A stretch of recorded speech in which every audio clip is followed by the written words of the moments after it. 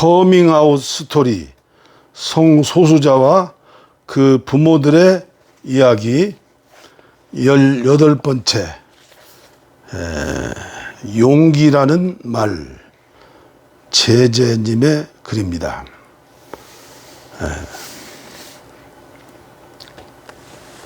용기라는 말, 커밍아웃이라는 말은 이제 더 이상 우리 사회에서 낯선 말은 아니다. 하지만 커밍아웃을 실제로 하는 사람은 아직 그렇게 흔하지 않다.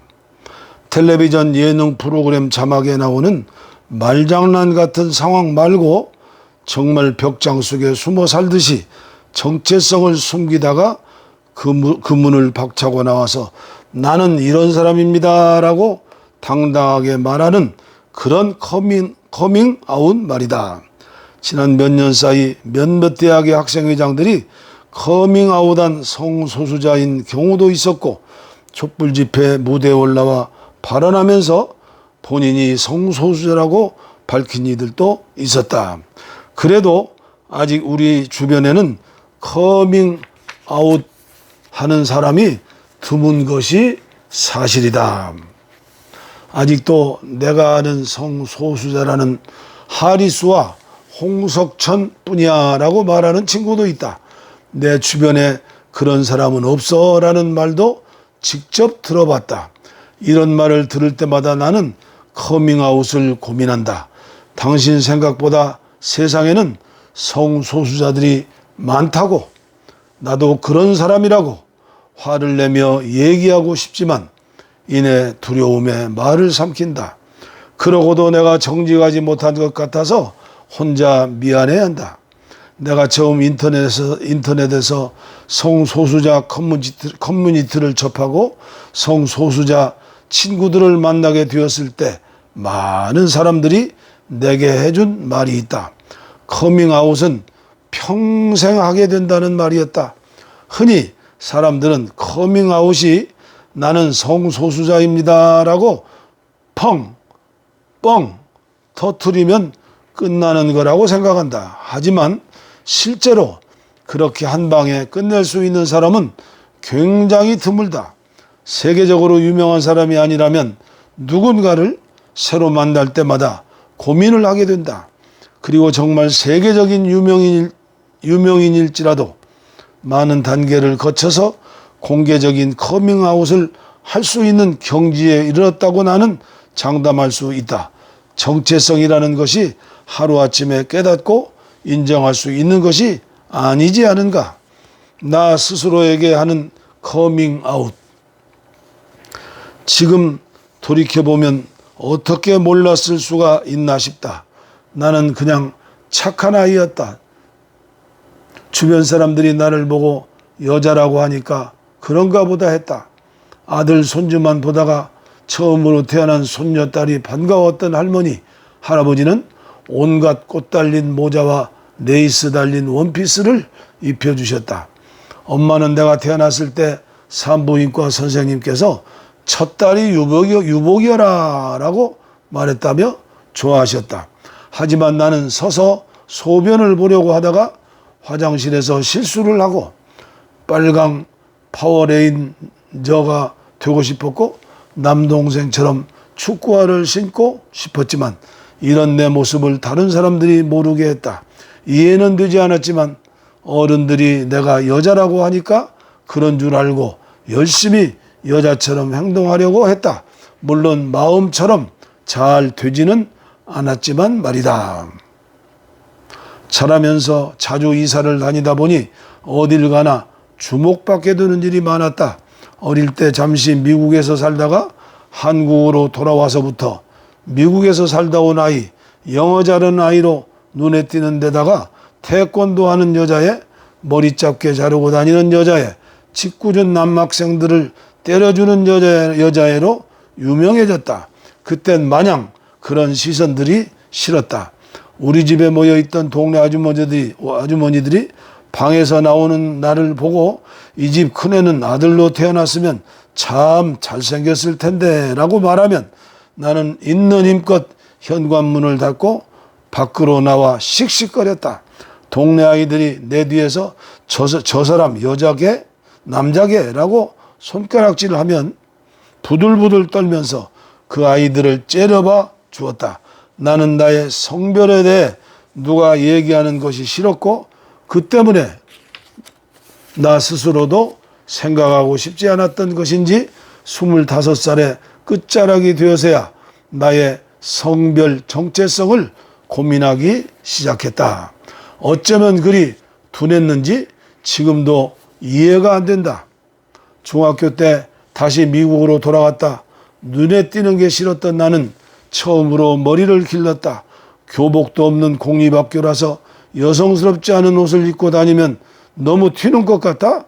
엄마에게 옷을 사달라고 했다. 그렇게 착한 여학생으로 열심히 살면서 고등학교까지 졸업하고 대학교에 갔지만 곧 우울증에 빠져 허덕였다. 그때 나에 대한 심각하게 고민했고 처음으로 여자를 짝사랑하게 되면서 느낀 성적 지향에 대한 혼란, 또 한국 유학생들과 어울리지 못하고 미국 아이들과도 어울리지 못하는 나의 문화적 정체성에 대한 혼란, 그러면서도 학교 생활에 적응하지 못해서 잘 나오지 않는 학점 때문에 너무 힘들었다.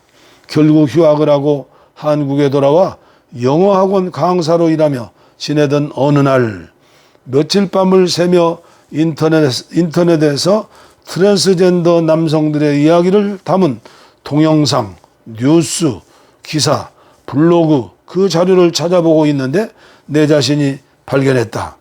내가 지금 뭐 하는 거지? 처음에는 그냥 단순한 호기심이라고 치부했다.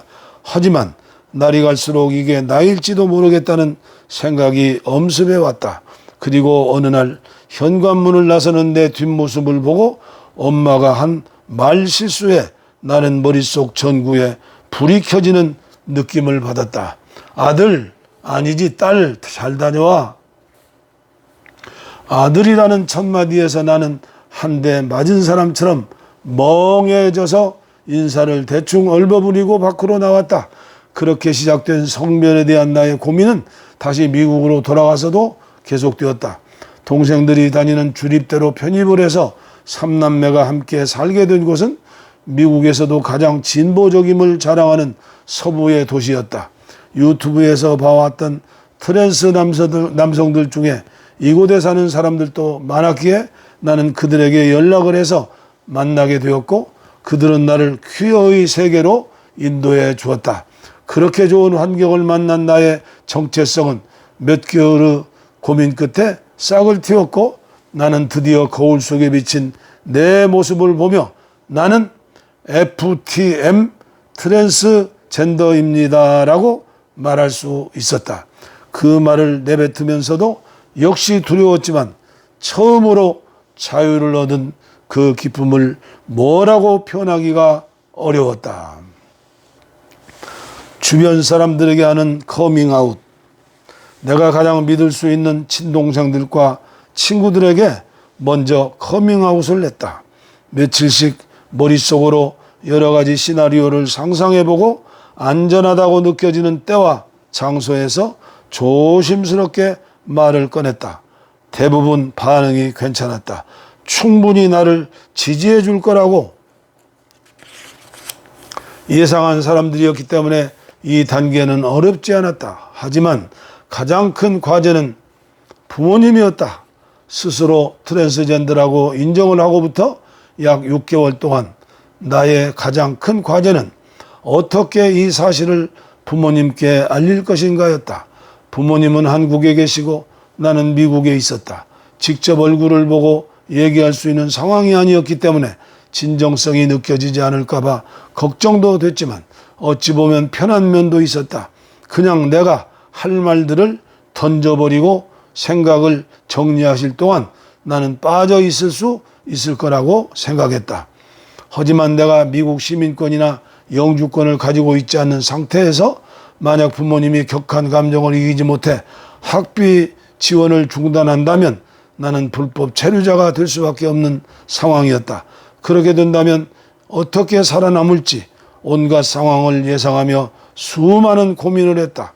가끔은 동생들도 모르게 혼자 도망쳐서 숨어서 살까 하는 생각도 했다. 내 과거를 아는 사람이 없는 곳에서 새로 시작하는 것만이 진정한 나로서 살아갈 수 있는 방법이라고 생각했다. 정말 힘든 시간이었다. 내 삶 속에 수많은 사람들이 보는 앞에서 비난을 받아가며 남자로 어떻게 살아갈 수 있을지 상상이 되지 않았다. 그래도 절대로 죽고 싶다는 말은 하지 않았다. 너무 억울했다. 아직 이룬 것도 없었다. 진실한 내 인생은 살아보지도 못한 채로 죽고 싶진 않았다. 이대로 죽는다면 영원히 여자로, 딸로 기억될까봐 절대 죽지 않겠다고 다짐했다. 꼭 진짜 나의 모습으로 살고 기억되고 싶었다. 동생들은 양옆에 앉히고 부모님과 화상 채팅을 했다. 열심히 준비했던 말들을 차근차근 풀어 나갔다. 하지만 내 얼굴은 금방 눈물 콧물 범벅이 되었다. 부모님은 어안이 벙벙하신 듯 했다. 엄마 아빠는 괜찮다고 나를 타일렀다. 너무 덤덤하게 넘어가는 것 아닌가 했다. 그 뒤로 한 달이 지나고 부모님이 혹시 내 커밍아웃을 잊어버리려고 하는 건 아닐까 싶은 마음에 나 같은 트랜스젠더 아들을 둔 한국인 어머니의 인터뷰 기사를 이메일로 보내드렸다. 아니나 다를까 올 것이 왔다. 내 평생 잊을 수 없는 말들이 이메일 답장 속에 카톡 메시지 속에 담겨져 날아왔다. 대실패였다. 그 뒤로 약 1년간 부모님과 대화를 끊었다. 동생들을 통해 간간히 부모님 소식을 들으며 지내던 어느 날 여동생이 엄마라며 전화를 건네주었다. 처음으로 내가 원하는 트랜지션이 뭔지 묻는 엄마에게 울면서도 열심히 답변을 해드렸다. 그런데 수술은 돈이 들 테고 우리 형편으로는 불가능하지 않냐며 천천히 생각하자고 하셨다. 그리고 얼마 지나지 않아 할아버지가 많이 편찮으시다고, 아빠가 많이 힘들어 하신다고, 경제적 부담도 커서 한 명 이상은 학비를 보내주기 힘들 것 같다는 말을 듣게 되었다. 막내 동생은 이미 휴학 중이었고 동생들은 둘 다 이런저런 이유로 미국에 남아 있어야 하는 상황이었다. 학업을 중단하고 한국으로 갈 수 있는 사람은 나뿐이었다. 사실 이때 나는 테스토스테론 주사를 맞기 시작한 상태였다. 부모님께 커밍아웃을 했지만 언제까지 기다릴 수 없다고 생각했고 이 일을 저질러 놓고 통보하자는 마음으로 봄방학을 기다리고 있었다. 하필 이런 타이밍에 한국으로 들어가야 했고 집안 분위기도 좋지 않을 터였다. 호르몬 치료를 중단하기로 마음먹었다. 어차피 한국에 가면 일을 해야 할 텐데 주민등록증에 명시된 내 성별은 여성이었다. 대학 졸업장도 없이 세 번째 휴학을 하게 되면서 내가 할 수 있는 일은 더 한정되는데 트랜지션을 하면서 할 수 있는 일은 더더욱 적었다. 또 편찮으신 할아버지 앞에서 집안을 시끄럽게 할 자신도 없었다. 참자. 언젠가는 나도 트랜지션을 할 수 있을 거다. 내 자신을 다독여 보았지만 억울한 건 사실이었다. 불특정 다수에게 하는 커밍아웃. 한국 생활에 다시 적응을 하면서 중성적인 외모로 사는 것만으로도 힘든 점이 많았다. 화장실도 상황 봐서 이쪽 저쪽을 번갈아 쓸 수밖에 없었고 취업을 위해서는 최대한 여성스러운 모습을 보여줘야 했다. 정말 비트랜지션 트랜스젠더들은 연기 대상이라도 줘야 한다. 게다가 미국에서 약 2년 동안 공개적으로 트랜스젠더 남성으로 살던 내가 다시 여자로 돌아왔다는 사실이 믿기지 않았다. 마치 지난 2년이 꿈이었나 싶었다. 미국에서 친한 친구들은 거의 모두 퀴어 커뮤니티에서 만난 친구들이고 교수님들에게도 아무 거리낌 없이 커밍할 수 있었는데 이제 너무나도 열심히 내 자신을 숨겨야만 하는 이 사회가 답답해 미칠 지경이었다. 누군가에게는 내 정체성에 대해 털어놓아야 숨통이 트일 것 같았다. 미국에 있는 동안 많은 영미권 FTM 친구들처럼 나도 유튜브에 내 트랜지션 관련 고민과 이야기를 공유하는 브이로그, 비디오와 블로그의 합성어를 찍어서 올리곤 했다. 한국에 오면서 혹시라도 직장 사람들이 보게 되진 않을까 하는 불안감에 대부분 영상을 비공개로 바꿨지만 그래도 가끔은 새로운 동영상을 올리고 다른 FTM들과 소통을 했다. 어느 날 내 영상을 본 사람에게서 메시지가 왔다. 퀴어 퍼레이드에 오지 않겠느냐는 내용이었다. 몇 명의 트랜스젠더 남성들끼리 모여서 퍼레이드에 참여도 하고 숙소를 빌려 밤새 얘기도 하자고 그랬다. 조금 망설이기도 했지만 나와 같은 사람들을 만나고 싶은 마음에 결국 동참하기로 했다. 미국에서도 가보지 않았던 퀴어 퍼레이드에 처음 참여하게 되면서 나는 불특정 다수에게 하는 커밍아웃의 중요성을 알게 되었다. 서울 하늘 아래에서 이게 진정한 나의 모습입니다 라고 말하고 보여줄 수 있다는 게 이렇게 좋은 거구나 하고 느꼈다. 지나가는 사람들이 우리를 보고 웃어주고 손을 흔들어 줄 때 우리가 존재한다는 걸 인정받은 느낌이었다. 퍼레이드를 마치고 모인 친구들과 서로 고민을 나누며 이 모든 일이 힘들고 어려워도 함께한다는 자체만으로도 유한이 된다는 걸 새삼 깨달았다. 그 이후로 나는 종종 안전하다고 느끼는 범위 안에서 불특정 다수에게 커밍아웃을 한다. 인터넷 뉴스 기사 댓글에 내가 트랜스젠더임을 밝히고 내 입장에서는 이런 생각이 든다는 말을 하기도 한다. 긍정적인 반응은 나를 정말이지 춤추게 한다. 물론 부정적인 사람들의 반응은 되도록 무시한다. 몇 번 시도해본 온라인 데이팅 어플리케이션에 내 성별 정체성을 밝히고 사람을 만나 보기도 했다. 아직 별 소득은 없었지만 말이다. 그래도 나한텐 매력을 느끼는 사람들에게 오는 연락은 나도 사랑받아 마땅한 사람이라는 걸 상기시켜준다. 계속해서 이렇게 시도는 해보려고 한다. 사람은 공감을 먹고 사는 동물이니까. 앞으로도 해나가야 할 커밍아웃. 정체성이라는 게 간단하지 않다.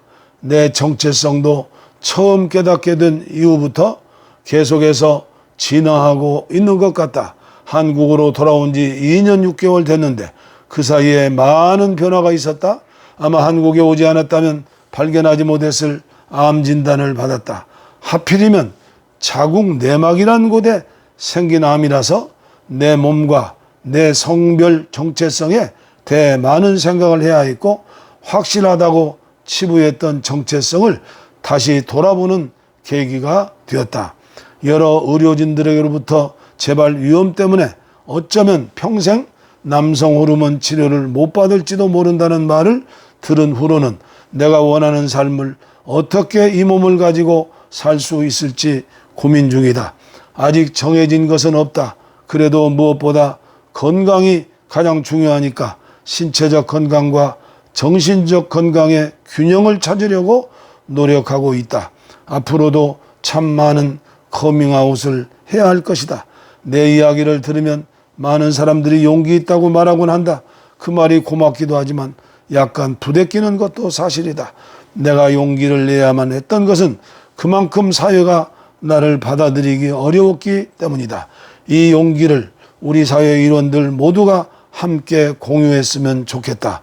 모두가 함께 한다면 한 사람 한 사람의 성소수자들이 내야 할 용기의 부담을 좀 나눌 수 있지 않을까. 주여 이 마음을 주시니 감사합니다. 한국교회 모든 주의 종들과 성도님들이 열려진 마음으로 이들을 이해하고 가슴에 품고 위에서 기도하고 또 하나님의 사랑을 전하고 교회에 마음껏 마음 놓고 인도할 수 있는 그런 시간이 어서 속히 왔으면 좋겠습니다. 10년 후에 20년 후에 30년 후에는 되겠지요. 그때 살아계신 목사님들이 계시다면 그 지난 날을 어떻게 생각하실지요. 조금만 마음을 열고 이들의 아우성치는 메시지에 귀를 기울여 주시고 품어주시기를 간절히 기도하면서 부탁을 드립니다. 감사합니다.